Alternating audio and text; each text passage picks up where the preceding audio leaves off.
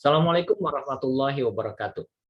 Pada video kali ini saya akan memberikan materi tentang regresi korelasi. Regresi korelasi ini korelasi, melihat hubungan antara dua variabel. Ya, misalkan saya ingin meneliti apakah ada pengaruhnya antara jam belajar mahasiswa terhadap indeks prestasi mahasiswa tersebut. Untuk itu, kita memerlukan datanya. Tentunya untuk mendapatkan data, kita butuh survei atau riset. Misalkan kita mulai dari mahasiswa pertama. Nanti kita cek berapa IPK-nya, kemudian berapa jam belajar yang dihabiskan per satu satuan waktu. Lanjut ke mahasiswa 2. Berapa IP-nya, kemudian berapa jam belajar. Nah, dan begitu seterusnya sampai mahasiswa yang ke N. Dengan perhitungan ini, kita bisa mengetahui apakah ada korelasinya. Kalau misalkan ada korelasinya, berarti dapat ditarik kesimpulan bahwa semakin tinggi jam belajarnya, semakin tinggi IPK-nya, atau mungkin kebalikannya, gitu. Nah, itu yang disebut dengan korelasi negatif. Baik, untuk kasus ini saya akan mencoba untuk mengaplikasikan pada desain aplikasi ergonomi untuk melihat keterkaitan antara dua variabel data antropometri. Misalkan saya akan mendesain sebuah helm. Ya, untuk mendesain sebuah helm saya butuh dua ukuran, yaitu panjang kepala, kemudian dan lebar kepala. Panjang kepala itu jarak dari kepala bagian belakang ke depan, kemudian lebar kepala itu jarak antara dua sisi ini, dari sini ke kiri ke kanan. Oleh sebab itu kita harus mengumpulkan orang, kemudian diukur kedua variabel tersebut. Pertanyaannya adalah apakah panjang kepala berpengaruh terhadap lebar kepala? Kita lihat datanya berdasarkan ukuran tersebut. Ini misalkan ya, atau jika kita mencoba untuk mengaplikasikan panjang kepala terhadap lebar kepala untuk data antropometri. Baik, saya mulai dengan membahas datanya tersebut. Baik, misalkan kita kumpulkan 10 orang siswa, ya berarti kita akan dapat 10 data. Kemudian siswa nomor 1 diperoleh, diukur. Panjang kepalanya 17,6 cm, lebar kepalanya 14,4. Siswa nomor 2 17,9 cm, lebar kepalanya 14,6. Siswa nomor 3 begitu seterusnya sampai siswa ke-10. Sehingga kita dapat di sini adalah data panjang kepala, di sini adalah data lebar kepala. Kita andaikan bahwa panjang kepala itu adalah XI. Kenapa I? Bisa I1, I-nya 2, I3. Berarti kalau misalkan X1 17,6, kalau misalkan X5 16,7. Misalkan di sini saya misalkan YI. Agak panjang juga kalau misalkan saya harus tulis lebar kepala I. Makanya saya misalkan YI. YI berarti kalau Y1 14,4, kalau Y2 14,6, kalau Y3 13,1. Begitu seterusnya sampai Y ke I. Oke? Nah, ini saya misalkan XI dan YI. Jadi kita ingin mengecek apakah ada hubungannya atau keterkaitan antara variabel X dengan variabel Y. Nah, lalu formulasi untuk korelasi itu regression itu dilambangkan dengan R. Rumusnya adalah sigma NI ke 1. Di sini kan ada N, ya, N-nya 10 kebetulan. Terserah nanti tergantung datanya, bisa 100, bisa 200 tergantung.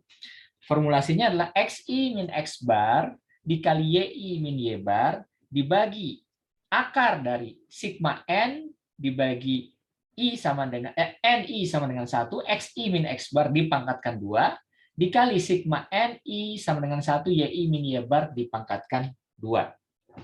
Pertama, kita akan menentukan XI min X bar. X bar itu adalah rata-rata. Berarti kalau misalkan di sini XI, berarti X bar itu sama dengan sigma XI per N. Sigma XI adalah mentotalkan dari 17,6 tambah 17,9, begitu seterusnya sampai 16,7. Baik, jadi seperti ini. Ini ditotalkan dibagi dengan 10. Berarti kita harus menotalkan nih dari 17,6 terus sampai 16,7. Di sini saya dapat 169,9. Oh, kalau begitu sigma XI per N itu adalah 169,9 dibagi N-nya adalah 10. Berarti 16,99 X bar-nya. Kita lakukannya hal yang sama untuk YI. Oke, berarti YI itu sama dengan sigma YI per N.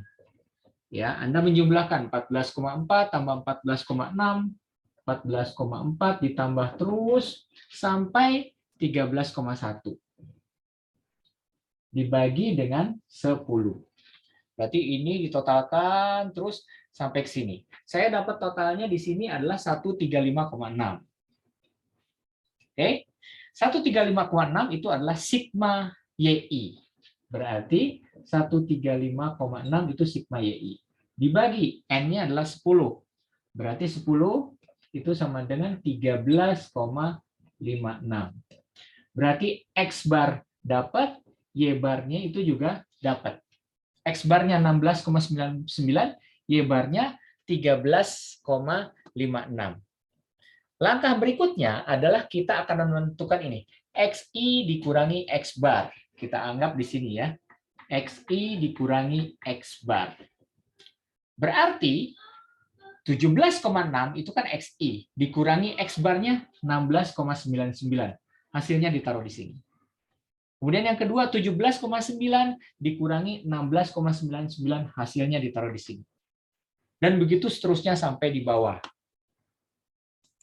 Di sini saya mendapatkan bahwa 17,6 dikurangi 16,99 dapat 0,61. 17,9 dikurangi 16,99 dapat 0,91. Begitu seterusnya sampai ke bawah.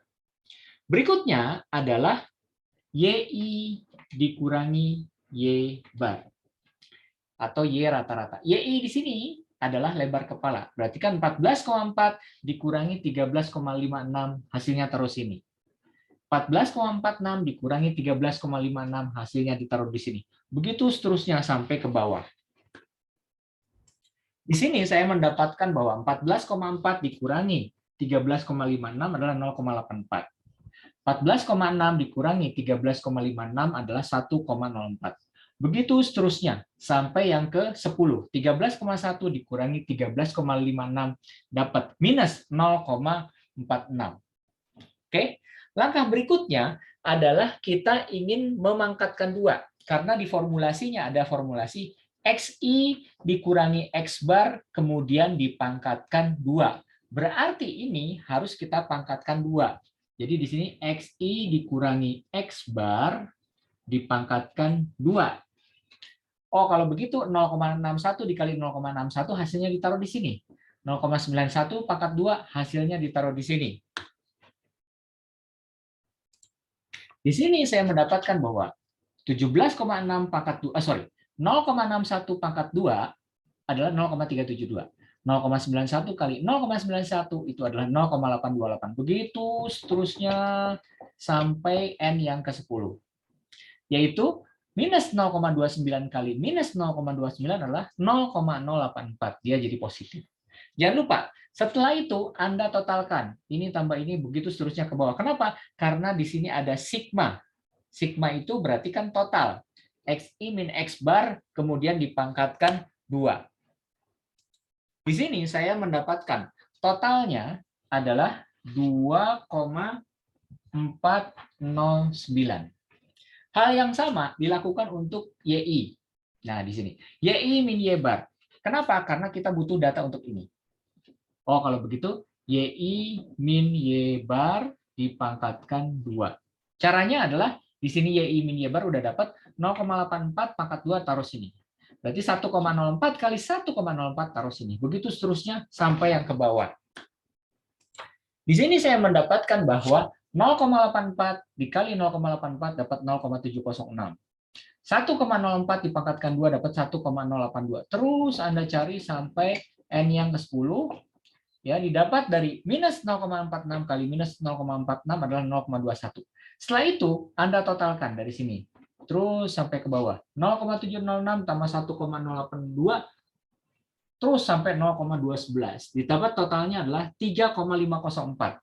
3,504. Ini dipakai untuk data ini dipakai untuk data ini. Berikutnya adalah ini dikalikan dengan ini. Oh, kalau begitu, XI min X bar dikali YI min Y bar, sigmanya. Oke? Baik, di sini saya mendapatkan bahwa 0,372 kali 0,706 dapat 0,262. 0,828 kali 1,082 adalah 0,0895. Begitu seterusnya sampai N yang terakhir. Di sini 0,084 kali 0,211 adalah 0,017. Oke? Kenapa saya ingin mengalihkan antara ini dan ini? Untuk apa? Supaya nanti tinggal dimasukkan ke formulasi ini. Baik. Setelah itu jangan lupa kita tambahkan ini, tambah ini, terus sampai ke bawah ditotalkan. Sehingga jumlahnya itu adalah 1,459. Baik, jumlahnya adalah 1,459. Berarti kita sudah memperoleh banyak data. Yang pertama adalah data XI min X bar. Ya, XI min X bar ini kita sudah dapat. Kemudian YI min Y bar. YI min Y bar itu kita sudah dapatkan. Ada satu lagi variabel yang harus kita perhitungkan, yaitu XI min X dikali dengan YI min Y bar. XI min X bar dikali dengan YI min Y bar. Berarti 0,61 kali 0,84. Hasilnya ditaruh di sini. Ini saya masukkan yang baru di tengah. Ya. Kemudian 0,91 kali 1,04. Jadi 0,61 dikali 0,64 dapat 0,512. 0,91 kali 1,04 dapat 0,946. Begitu seterusnya sampai yang N yang ke-10. Minus 0,29 kali minus 0,46 dapat 0,133. Setelah itu Anda jumlahkan. Ini tambah ini, begitu seterusnya sampai ke bawah. Sehingga didapat bahwa totalnya adalah 2,866. Saya tulis di sini, 2,866. Baik, setelah itu baru kita masukkan ke dalam formulasi ini. Kita akan menentukan R-nya. Di sini R-nya adalah sigma. Berarti yang disebut dengan sigma ini total. Ini adalah sigma total. Kita akan mencari satu persatu masukkan ke dalam rumus. Sigma XI min X bar dikali YI min Y bar berarti ini. XI min X bar dikali YI min Y bar berarti 2,866. Sehingga formulasi ini sigma berarti total ya, penjumlahan itu saya bisa masukkan 2,866. Oke. Kemudian akar dari XI min X bar pangkat 2. XI min X bar pangkat 2 ini 2,409 ya.